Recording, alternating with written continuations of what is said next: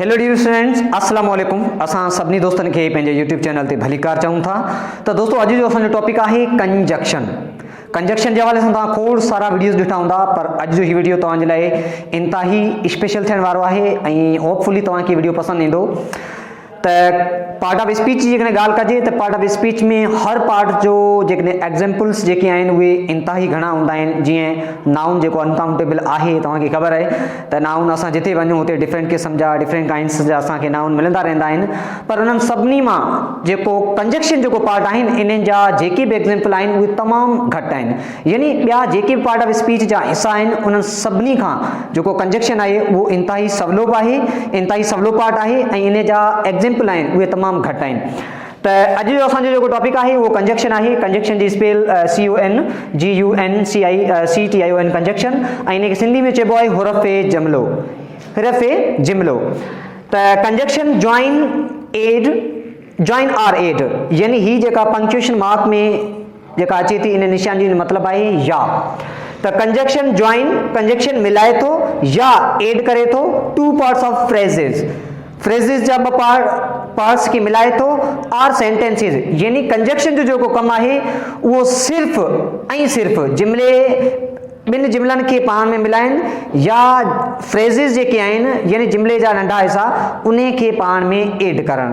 त कंजक्शन जो सिर्फ़ु इहो ई कमु आहे। ॿियो लैंग्वेज में कंजक्शन जो ॿियो को बि फंक्शन कोन्हे जेतिरो तव्हां सोचो पिया। त असां हिते कुझु एग्जाम्पल लिखिया आहिनि जेके तव्हां इन्हनि ते हिकु नज़र डोड़ाए वठो। त पहिरियों एग्जाम्पल आहे असांजो नूरी डू नॉट कम स्कूल। यानी नूरी जेका स्कूल न आई बिकॉज शी इज़ नॉट वेल, छाकाणि त ही सेहतमंद न आहे या ही सही न आहे या हिन जी तबियत सही न आहे।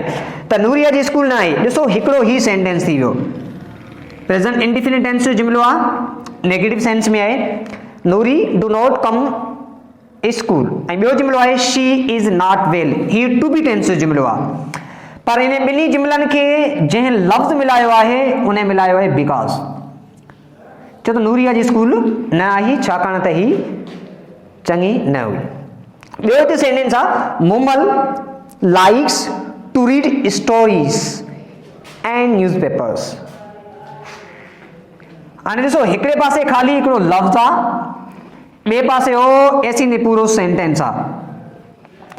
चए थो नूरी लाइक्स टू रीड स्टोरी, यानी नूरी कहाणियूं पढ़णु पसंदि करे थी, and newspapers.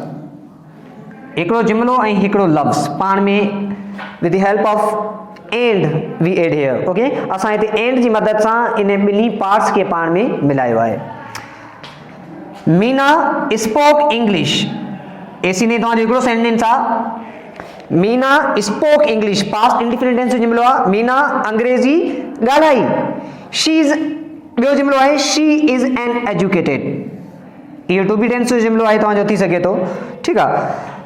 Meena spoke English where is she is uneducated. चए थो जॾहिं त ही अनपढ़ियल आहे।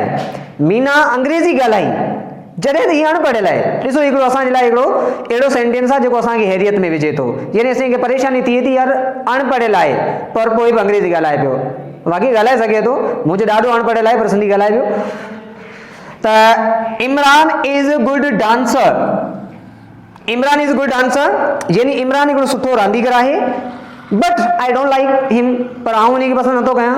तव्हां पसंदि था कयो, तव्हांजी मर्ज़ी आहे, मुंहिंजी पसंदि मुंहिंजी मर्ज़ी। त अहिड़े हवाले सां बट जेको आहे इन छा कयो आहे, इमरान इज़ गुड डांसर हिकिड़ो सेंटेंस थी वियो। आई डोंट लाइक हिम, आउं उनखे पसंदि नथो कयां।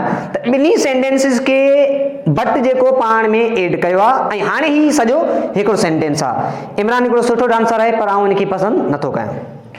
असांजी लास्ट सेंटेंस आहे Waheed was working till evening. Waheed शाम ताईं कमु करे रहियो हो।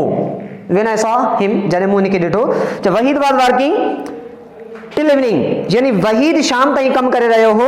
ऑल्दो ही वॉज हंग्री, जेतोणीकि ही बुखायल हो। त जेतोणीकि जेका लफ़्ज़ आहे ऑल्दो जेका आहे इहो असांजो छा आहे, हिकिड़ो कंजक्शन आहे। ऐं ही ॿई पार्ट जेके असांजा छा आहिनि, ये ॿई पार्ट जेके सेंटेंसिस आहिनि, शी ही वॉज हंगरी, इहो आहे पास्ट टू बी टेंस जो, ऐं Waheed was working till evening, इहो आहे प्रेजेंट पास्ट कंटिन्यूस टेंस जो। त ही गोल दायरनि में जेके बि कंजक्शन हुआ, हिन पासे हिकिड़ा सेंटेंसिस आहिनि, हिन पासे ॿिया सेंटेंसिस आहिनि, but with help of conjunction we add all these sentences with one and other. असां हिक ॿिए सां इन्हनि सेंटेंसिस खे पाण में मिलायो आहे। हाँ इन्हनि जा एग्जाम्पल जे हवाले सां जेकॾहिं असां ठाहींदासीं त वीडियो असांजो वॾो थी वेंदो, पर शॉर्टली असां तव्हांखे इन्हनि जा एग्जाम्पल ॿुधाया आहिनि। इन जा ॿिया बि एग्जाम्पल थी सघनि था, इन जा ॿिया एग्जाम्पल तव्हांजे माइंड में कहिड़ा आहिनि उहे असांखे कमेंट्स में लाज़मी ॿुधाइजो।